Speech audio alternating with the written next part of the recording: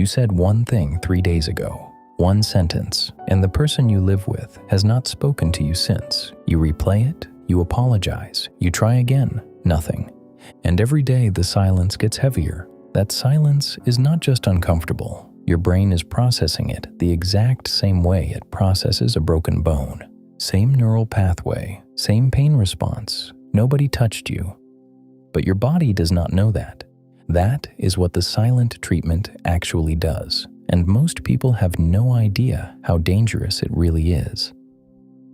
What you are about to hear will change how you understand silence forever, what it actually does to your brain, why certain people use it as a weapon, and what you can do when someone you love disappears behind a wall of it. Once you understand what is really happening, you will never see the silent treatment the same way again. There was an experiment that changed how we understand social pain. Researchers put people inside a brain scanner and had them play a simple computer game, a virtual ball toss, 3 players throwing a ball back and forth. At first, all 3 players share the ball equally. Then, with no warning and no explanation, the other 2 players stop throwing the ball to the 3rd player. They just keep passing it between themselves. The 3rd player sits there, watching, waiting for a throw that never comes. What they found was remarkable. When people were excluded from the game, a specific part of the brain lit up. It was the same region that activates when you touch a hot stove, when you break a bone, when you feel physical pain. Not a similar area, the same area. The brain does not tell the difference between a broken arm and a broken connection. Let me say that again, because this is important. Being excluded from a ball-tossing game with strangers on a computer screen triggered the same pain response as a physical injury. Now imagine that happening not with strangers in a lab, but with your partner in your own home for days. Think about what that actually looks like. You come home from work, you say hello. The person you share a life with looks through you like you are furniture. You sit at the same table. You sleep in the same bed, but you might as well be in a different country. The worst part is this: if you asked anyone on the outside, they would say your relationship looks fine, because silence does not leave evidence. It just leaves you alone in a room full of someone. But the brain scan only tells half the story. What makes the silent treatment truly dangerous is not the initial pain. It is what it does to your mind over time, and this next part is where it gets dark.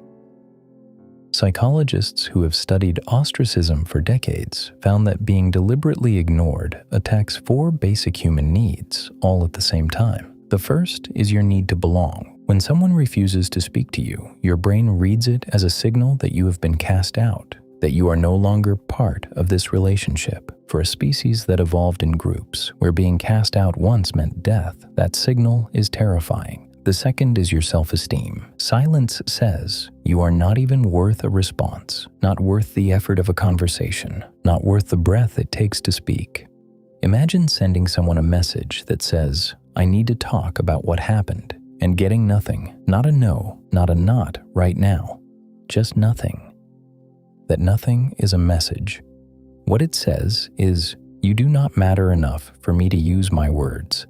The third is your sense of control. When someone yells at you, at least you can yell back. When someone criticizes you, at least you can defend yourself. But when someone simply stops acknowledging that you exist, there is nothing to push against. You are fighting air.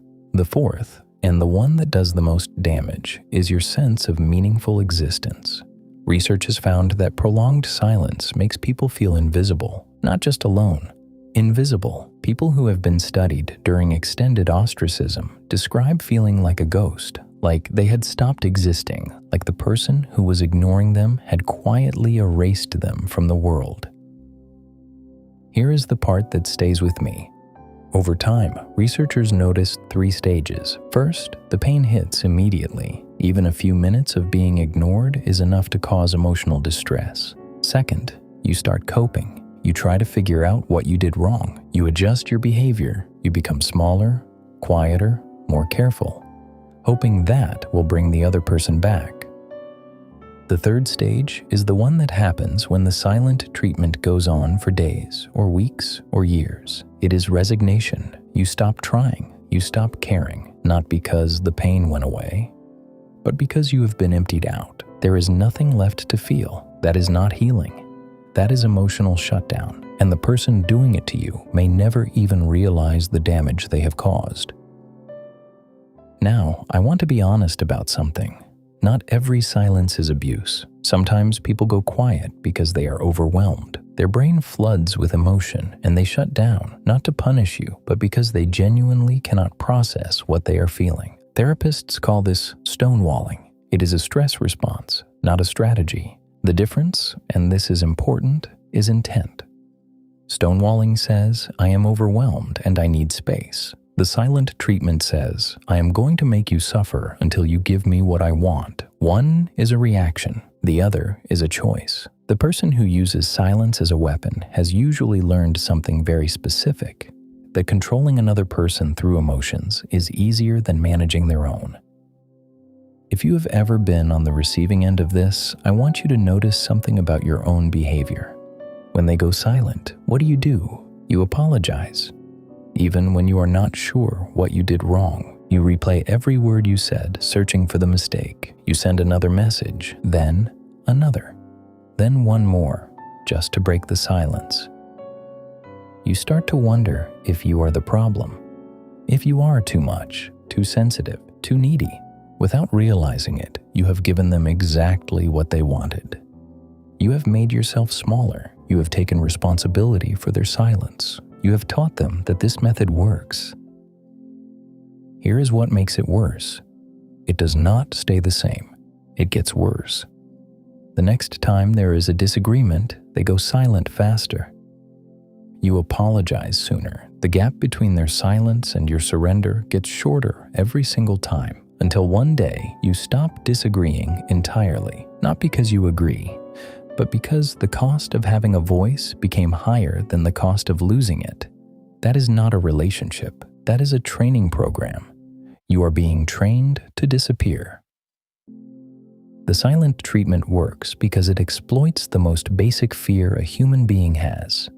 The fear of being alone, the fear of not mattering. The person using it, whether they realize it or not, has found the one weapon that leaves no marks. It makes no sound, and it is almost impossible to prove. You cannot point to a bruise and say, look what they did. You can only point to an empty room and say, they were just not there. So if silence is this powerful, what can you do about it? The first thing, and this might be the hardest, is to stop chasing, not because you do not care, but because chasing is exactly what the silence is designed to make you do. Every message you send that goes unanswered, every apology you offer for something you did not do, every time you make yourself smaller to fill their silence, you are feeding the pattern. The second thing is to name what is happening, out loud if you can, to yourself, to a friend, to a journal. Say the words, I am being punished with silence. This is not a disagreement. This is control. Naming it does not fix it, but it breaks the spell because the silent treatment only has power when you believe you deserve it. The third thing is to separate their silence from your worth. Right now, in your mind, those two things are fused together. Their silence means something is wrong with you, but that connection is not real. It was installed slowly, over time, by someone who needed you to believe it. Think about it this way. If a stranger on the street refused to talk to you, you would not spend 3 days wondering what you did wrong. You would think, that person has a problem. But when it comes from someone you love, suddenly their silence becomes your verdict. That is the trick. The silent treatment does not work because of what they do. It works because of what you already believe about yourself. Which brings me to the last thing, and this might be the most important. Give yourself the permission that nobody else is giving you.